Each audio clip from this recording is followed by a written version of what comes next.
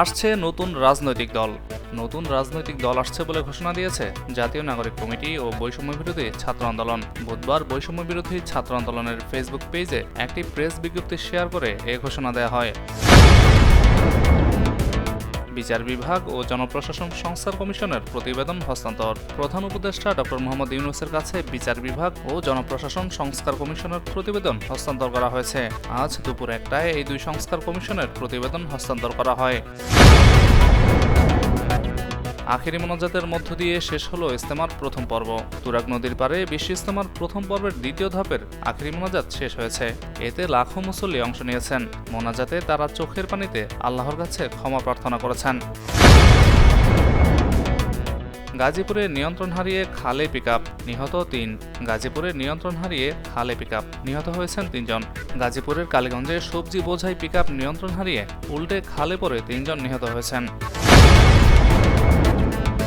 ফিলিস্তিনিদের গাজা ছেড়ে চলে যাওয়ার পরামর্শ ট্রাম্পের। যুক্তরাষ্ট্রের প্রেসিডেন্ট ডোনাল্ড ট্রাম্প বলেছেন, গাজা উপত্যকায় যে ফিলিস্তিনিরা বসবাস করেন তাদের আরও সুন্দর কোনো ভূখণ্ডে উন্নততর জীবন প্রাপ্য। এ কারণে তিনি মনে করেন গাজায় বসবাসরত ফিলিস্তিনিদের উচিত অবিলম্বে উপত্যকা ত্যাগ করা।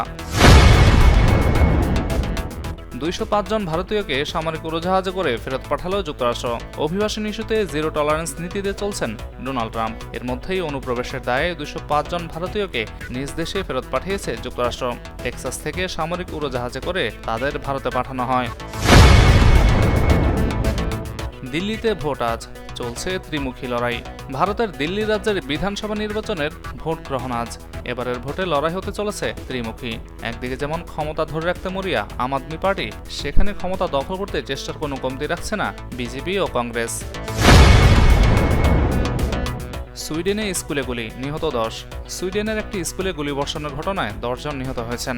আহত হয়েছেন অন্তত 5 জন। তবে হতাহতের সংখ্যা ক্রমেই বাড়ছে বলে জানিয়েছে পুলিশ। দুর্দান্ত জয়ে ফাইনাল পর্ব শুরু ব্রাজিল আর্জেন্টিনার।